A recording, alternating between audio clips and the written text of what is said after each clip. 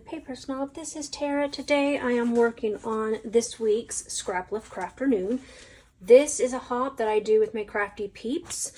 There are currently 5 of us who are doing this weekly hop, and what we do is one of us chooses a layout that we find on YouTube or Instagram and sometimes even Pinterest and scrapbook.com's forum. Our goal is always to grab layouts from somebody who has low subscriptions on YouTube to help them build their channel. It is one of the ways that we have built our own channels, and we like to give back to our community. This week we are scraplifting Darla Weber over on Instagram. I don't think that she is a new channel or a new Instagram account or even has low subscribers. It was a layout that I saw that I just loved a lot. It is a fall layout, and I'm going to be using my July counterfeit kit, which consists of Chamel's main character Energy, which I believe came out in 2023. And I wouldn't say that I've been hoarding it, but I haven't used enough of it. So we're going to go ahead and we're going to try to start on this. I am working in my brand new space, and it is a complete disaster. I'll show that to you in a minute. But first, let's pop this layout that we're going to scrap lift up here by Darla Weber. I will have her stuff linked down below in the description box. If she has a YouTube channel, I will locate that and I will put it down there as well. There is also a playlist for this week's Scraplift Crafternoon. I believe all 5 of us are working this week. Kristen has got her move almost or mostly completed. Her scrap room is ready to play in, so she is back this week. I am still unpacking my scrapbook room, and like I said, I'll show you a photo. But let's talk about what I'm using. I did say that this was Chamel's main character Energy, which is in my counterfeit kit challenge blog July kit.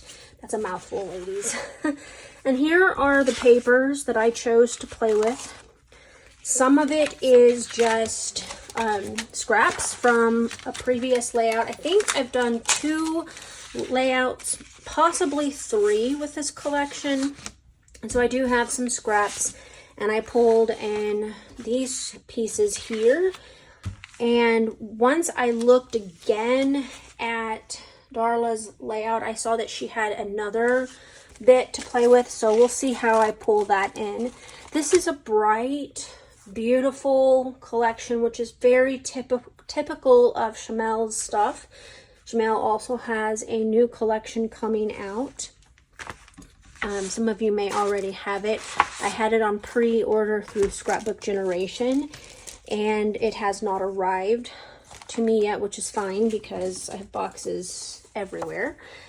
Here are the photos that I'm choosing from, and this is my granddaughter Scarlett back in late 2016 or early 2017. And as you can see, she is quite a character.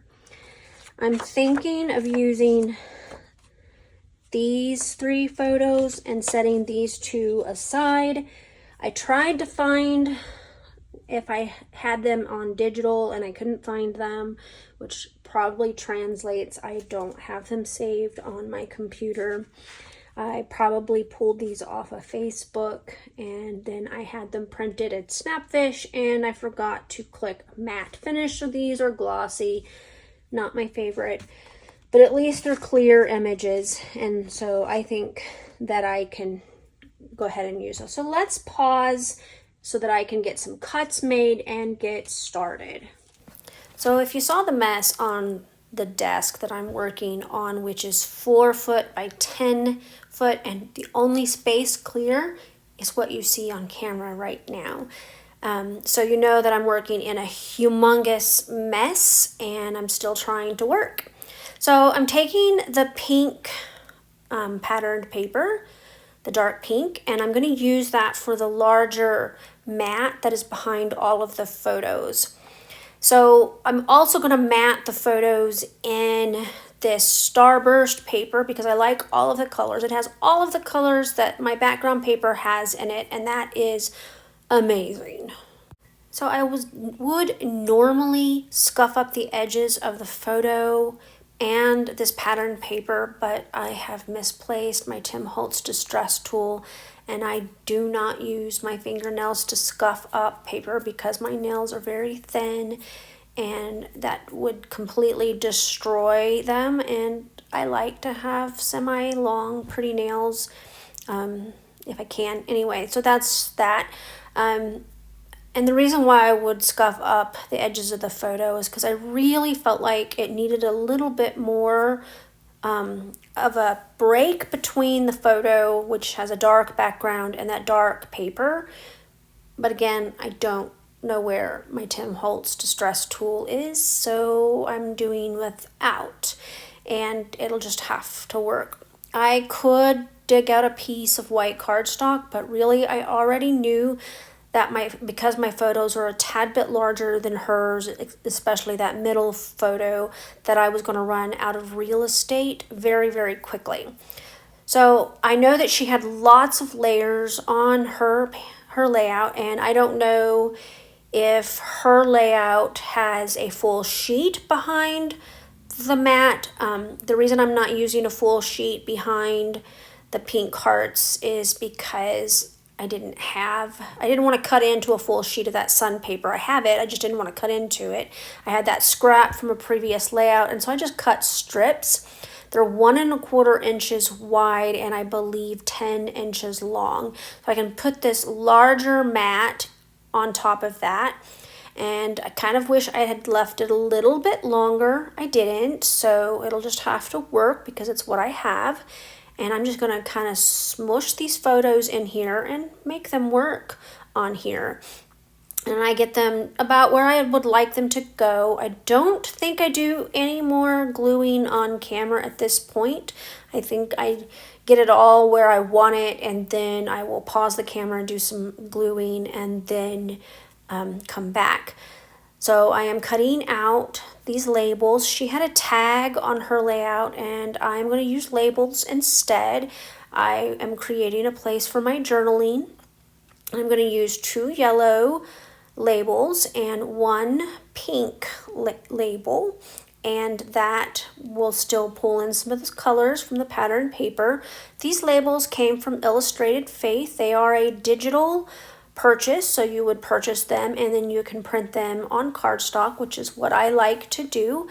I usually keep an entire binder full of them, which I currently don't know where is at. Actually, I think it's in my Crop and Style tote, which is behind a bunch of boxes, and I usually keep it in a shelf behind me so that I can grab as I'm working.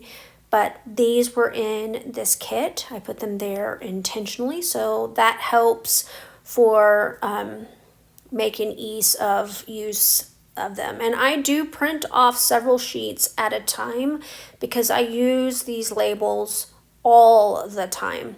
Now I want to call this layout a little bit dramatic, and you can see that I have all of those words on that phrase sheet. And I pull off little, and then I realize it's kind of big, but I put it down anyway just to see how building the rest of it goes. But I am going to change that up because it's just not working for my eye right there. So I add the a little dramatic, and then I'm like, okay, that's okay. I really liked the full title, but it's just not gonna all fit in that spot, and that's okay. I also pulled off this little phrase that says be true to you, and I always want Scarlett to be true to herself because she is an amazing kid. She's now 10 and a half, and I'm going to be seeing her in about 2.5 weeks, and I get her for a couple of weeks right before school starts again, and that's awesome.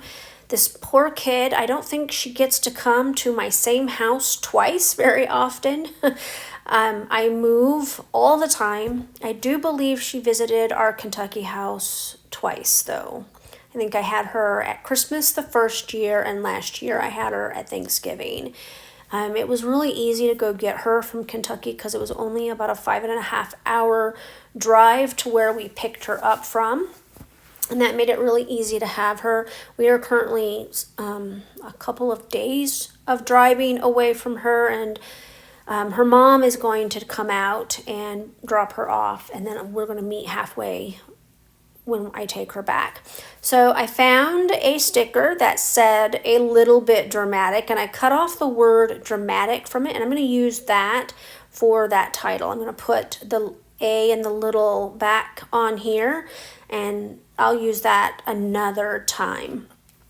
I used to call one of my daughters Little Bit when she was little, so I might use that for some baby photos of her, and works out perfectly since I used the word dramatic already. That's kind of funny. So she had a banner piece that went across this layout up here on that upper left corner, and you can see instead of trying to build a banner, which I could have with punches if I knew where they were, but again, I'm working in limited space and with limited tools, only what I brought with me. I have unpacked quite a bit of my stash, but I have boxes packed everywhere around it, so it's hard to get to. I changed up my floral cluster up there on that upper right hand corner, and I have also added this beautiful notebook sheet behind as another layer. Okay, now I think I like where almost everything is at. And I'm going to put that label that says love this up there in that top piece near the notebook journaling card. And I think that's going to make it fairly easy to get this layout finished. I know that I'm going to kind of dig through and make some little hearts and dot clusters like I did right there, and a few, I think I do it in 3 places, and I'm going to just kind of add stickers here and there at this point. I know I add some of the little blue flowers from the sticker sheet and a couple of other things. I do want to make a note that that lower floral cluster that I have down there on that lower left hand side, it had a word on it.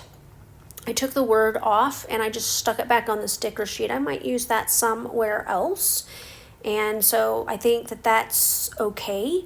Now I'm going to add another floral piece to it and some blue florals in a couple of those places, and I'm going to add some more of the little dots and hearts. Like I said, I think I get those on there in 3 different places. Next up, you're going to see me go through with my pen, and I'm going to do some doodling around the edges, or what I like to call pen stitching. At this point, I have glued everything down. I have it where I want it.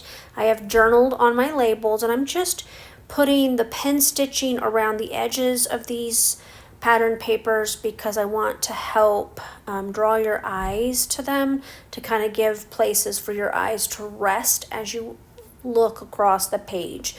I like to do this with pen stitching or regular stitching as well. Funny facts, I don't know where my needle and thread are at this point.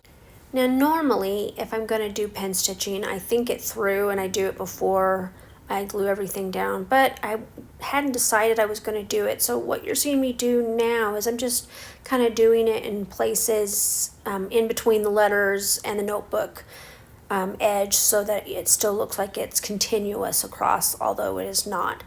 Next up, I am cutting out some of these little flower borders.